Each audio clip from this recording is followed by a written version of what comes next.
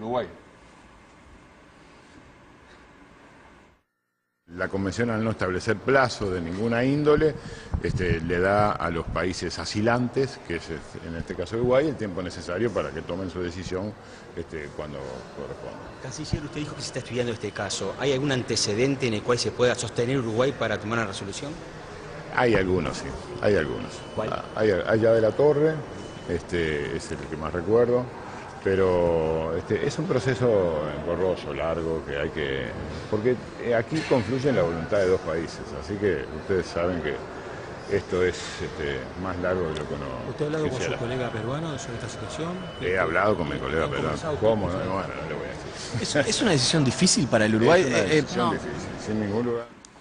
Muy bien, bueno, empezamos con...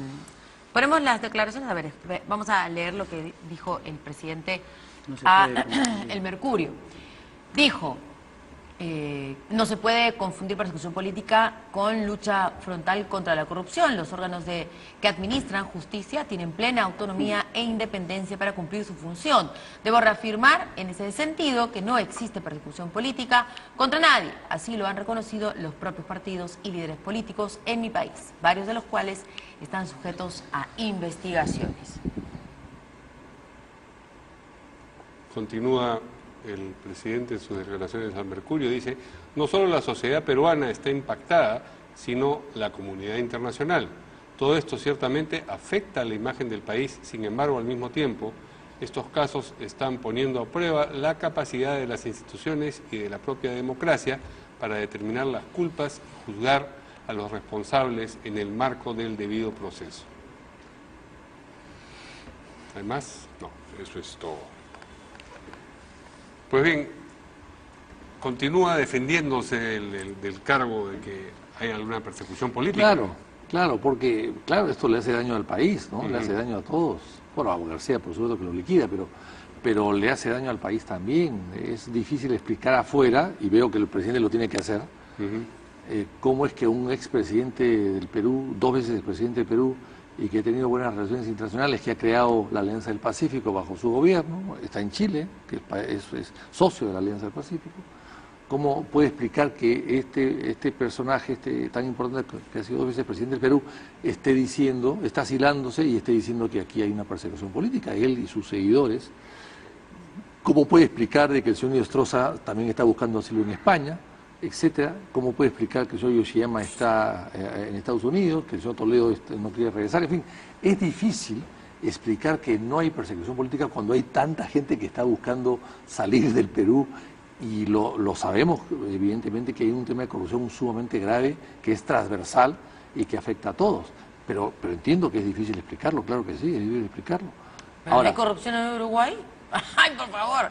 Sí. De Odebrecht sí, no ha habido puntualmente, sí, pero saben, mucho menos, es sede de pero las mucho menos. offshore de Andorra, o sea que saben perfectamente cómo es la plata negra. Porque claro, el tema de Odebrecht es un cartel internacional, ¿no? Como dicen algunos, un cártel, ¿no?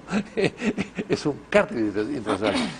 Pero en el caso y ha afectado a 9 países. El presidente Martinelli ha sido extraditado de Estados Unidos a Panamá, y sus hijos están ahora también buscados en Estados Unidos para llevarlos a Panamá, porque están metidos en el caso de Odebrecht. Pero en el caso del Perú, Odebrecht ha afectado a 4 gobiernos, a 4 expresidentes. Es una cosa parecería más generalizada, y eso evidentemente afecta al país, por supuesto que sí. Ahora, Uruguay está en un problema, evidentemente. Uruguay tiene la costumbre tradicional de otorgar asilos, y que no lo haga ahora va a ser difícil, ¿no? Pero ¿usted cree que hay persecución política? Esa es la pregunta. No. No hay persecución política. Con esa respuesta le pasamos la pelota al congresista no. Elías Rodríguez, ¿le parece? Sí. Permítame, yo creo que el presidente de la República en las últimas horas, en los últimos días o fuera del Perú, está un poco moderando su discurso, pero es mi obligación aquí ante el país hacerle recordar que el presidente durante mucho tiempo ha tenido una intromisión en diferentes instituciones y poderes del Estado. Voy a señalar algunos ejemplos al respecto. Primero, no sé si un mandatario puede estar constantemente en plazas y calles refiriéndose al tema de la renuncia del señor fiscal de la Nación, por más inconvenientes que tenga. De repente lo diga una vez, o de repente lo diga su representante, el premier. Con respecto a este proceso que vamos a ir nosotros de referéndum, hasta se ha puesto a explicar las preguntas y las respuestas. Nosotros sabemos lo que él, cómo quiere que los resultados se den. O cuando ha condicionado a las fuerzas políticas, vamos a conversar o a haber diálogo, pero después de la salida del señor Chávez. Esas circunstancias, lamentablemente, abonan en esta situación que resulta ser muy difícil. Entonces, yo considero de que hoy en día, para nosotros, y lo digo aquí firmemente, creo que sector de la población, estamos en un Estado de Derecho, hay democracia, pero hay un sector del gobierno, hay un sector del Poder Judicial, del Ministerio Público, que ha venido acompañando todo eso. Y lo ha venido acompañando de una manera donde utilizan el principio de la inocencia. Ya no es un valor que nos han enseñado a nosotros siempre, porque la regla era inocente y te voy a encerrar cuando ya eres bien culpable. Es al revés. El Tribunal Constitucional, estimados amigos, ha señalado y ha dicho, nos hemos dado el tiempo de revisar cómo salió el señor Ollanta Humala, y dice claramente, para que tú apliques las reglas de las detenciones, donde hoy fiscales y jueces hacen uso y abuso de ello, tienes que ver un tema de urgencia, un tema de proporcionalidad y un tema de razonabilidad, y eso no ha ocurrido. Un paréntesis, porque los tres apristas que han estado aquí con nosotros han repetido exactamente lo mismo que usted, y les voy a decir lo mismo. El señor Ollanta Humala consiguió salir en libertad enfrentando a la justicia. Y esa es la tremenda diferencia. No se fue a asilar a ninguna residencia, se quedó 10 meses en la cárcel, y luego apeló y llegó hasta la última instancia. El señor Alan García, 2 veces presidente de ese país, ¿no puede hacer lo mismo? Si es que hay el debido proceso, como usted dice, pero no, ¿lo hay? Pero para mí, ¿o no? Para mí, con todo respeto, no existe ese debido proceso. Y le voy a explicar por qué. Pero ante todo decirle, ¿cuál es el problema del asilo? El problema del asilo es una institución creada en ese convenio, asimilada por nuestra legislación en la Constitución en el artículo 36. Quiero dejar claro que si le dan o no le dan el asilo, será una evaluación soberana de lo que ha dicho Rodolfo Nin Noboa, canciller, y le corresponderá solamente al Uruguay, no a los que han ido después o nosotros que hemos seguido para poder expresar eso. Pero te termino de dar la idea. El asilo no es malo. El asilo es cuando se generan algunas condiciones y lo evaluarán. Nosotros hemos tenido, sí, una certeza. ¿Por qué le explico? Porque cuando García viene, primero le dicen, ya no continúa tu declaración, va a ser después. García viene programado, la suspenden, y ahí nos dicen, es la verdad. En algún momento tal vez tendremos que decir... ¿Pero quién ejerce la persecución? Esa es una pregunta que hasta ahora no responde. ¿Un sector de los fiscales bajo sectores? O sea, la persecución son todos, sí. El sujeto que ejecuta la persecución es la fiscalía, no el gobierno. Son sectores. ¿Sectores de dónde? Le explico. Sí, por favor. Del gobierno, por ejemplo. Del gobierno. Por ejemplo, cuando se solicita el fiscal y dice, yo quiero, juez, pedir que este señor no salga 18 meses. Mientras está redactando eso, y que nosotros conocíamos, inmediatamente Migraciones, el gobierno, en una actitud muy, pero muy rápida, lo que no ocurrió con el inefable señor de los cuellos blancos y Nostroza, 2 días antes, porque el sábado, se supone que un juez tenía que decirlo, y más allá hemos ¿sectores revisado... del Ministerio del Interior entonces? Es el gobierno. Es el gobierno. El presidente de la República está detrás de esa persecución. Es el gobierno. Cuando el presidente de la República, por ejemplo, se pronuncia acerca del fiscal de la Nación y dice que él considera que debiera dejar de ejercer el cargo, ¿está ejerciendo persecución política el presidente? Mire, lo que ocurre es que prácticamente quienes están ajusticiados, la gran mayoría, son la gente de la oposición. En este documento del gobierno, recién nos damos cuenta bien, al menos... ¿Quiénes son los que dirigido a quién y quién firma, por favor, para poder... Esto es el Ministerio Esto va del Interior. dirigido, esto es el Ministerio del Interior, la Superintendencia Nacional de Migraciones. La membresía dice Ministerio del Interior. Pero ¿quién, entre quiénes el superior envían? Manuel Barrera Mesa le dice a los señores Saavedra, Montenegro, como referencia, comunicación telefónica de la Jefatura Zonal de Migraciones, le dice que hay que tener cuidado con el tema. En otras palabras, sí, pues, pero eso está en una ley. Pero no. Se la voy a pasar. Yo también pregunté lo mismo, porque quería saber por qué no hicieron lo mismo con el señor Inostroza. Más bien yo ya pienso al revés, que antes había la intención de hacerse los locos y no que ahora recién hicieron las cosas como tendrían que haber hecho. Y me dijeron que sí había una ley. Una ley donde se hace estas coordinaciones precisamente para estar atentos a que no se fuguen las personas. Una cosa es que estén atentos, pero aquí señalan, en atención al pedido del fiscal, se tomen las previsiones para que estas personas no salgan. Esa es la prueba de la persecución política. Y eso lo determina el Poder Judicial, no lo determina un funcionario de gobierno. Es la verdad. Entonces, yo hasta el sábado nosotros teníamos o podíamos pelear a que el impedimento no caminara. Yo creo que aquí, mire, para nosotros, no es tan solo un tema contra García. Aquí, ¿qué hubiera pasado si hubiéramos conseguido o se hubiera dado la detención para nosotros preventiva, que no se dio, y hubieran buscado la fotografía del mes y del año Alan García enmarrocado, una persona vilipendiada, una persona en ese día maltratada? ¿Y para qué eso? ¿Para qué? ¿Quién buscaría vilipendiar a Alan García, digamos? Ya no, salió quinto en las elecciones, ya no, digamos, es una persona que amenace el poder del ¿Sabe por qué me preocupa? ¿Sabe por qué me preocupa? Porque como cristiano y político le digo, un fiscal que diga en otra audiencia de la señora Fujimori, diga, en la comisión debieron tener a un presidente investigado con una sanción, me preocupa. Y cuando se está viendo la investigación del impedimento de salida de García, el mismo fiscal diga, ahora sí, esas situaciones generan una deformación. Entonces, el presidente Vizcarra ordena al Ministerio del Interior y al fiscal acusador de hacer esto contra el presidente García. ¿Sabe qué? Yo creo que hay excesos. No se atreven a decir que sí, dígalo, por favor. O sea, sí o no, dígalo de una vez, porque si no, no se usted. ¿Sabe qué me preocupa? Y me voy a atrever a revelar acá. Cuando nosotros estábamos buscando también audiencias con algunos parlamentarios en el Uruguay, nos enteramos de que la embajada estaba propiciando que reciban a los parlamentarios de Frente Amplio y lo reciban, digamos, en un tema mucho más protocolar. Solamente quedó ahí porque también se portaron bien con nosotros, nos recibieron y ahí nos dejaron y nosotros seguimos todo nuestro periplo en el día, pero me quedó en la duda, ¿saben qué? Que hagan igual el trámite que ha hecho la embajada para los de Frente Amplio, que lo van a recibir. No lo sé. O sea, la Cancillería también participa de la persecución. Por lo menos hemos escuchado que la embajada, o quien nos iba a recibir, digo, que hagan el mismo trámite que han hecho la embajada para los parlamentarios del Frente Amplio. ¿Eso reviste verosimilitud para Víctor Andrés García de la UNE? No, yo creo que son una sensibilidad extrema, ¿no? Muy sensibles. Muy sensibles, y yo no creo que haya persecución.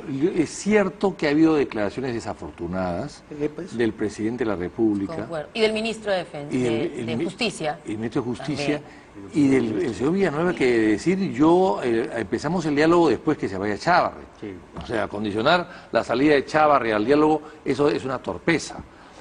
Pero de allí a que hay una persecución concertada, organizada, no lo veo. No lo veo. Sin embargo, creo que hay, digamos, diversos sectores sociales, económicos, políticos del país, no organizados necesariamente, que lo que quieren es ver a García. Ya, pero eso no es una persecución política. Pero eso no es persecución, en absoluto, pues. Son deseos de mucha gente. Creo que la llamada telefónica que manifestó el presidente de la República a su par uruguayo no fue lo más propicio posible para este tema. Yo creo que también... situación que debería zanjarse a nivel de Cancillería. Yo también creo que fue una falta de la impericia del jefe de Estado, evidentemente, la impericia de llamar a su homólogo a explicarle, no tiene nada que explicarle. Pues, Uruguay sabe lo que pasa, es que el Perú para eso tiene una embajada, y un embajador de carrera, un embajador muy profesional. No tiene por qué llamar a explicar absolutamente nada. Bueno, solamente para precisar, el artículo 10, referido a los principios, y artículo 7 del Decreto Legislativo 1350, artículo 107.4 del Reglamento del Decreto Legislativo 1350, directivas de alerta de migraciones, artículo 5.2.4.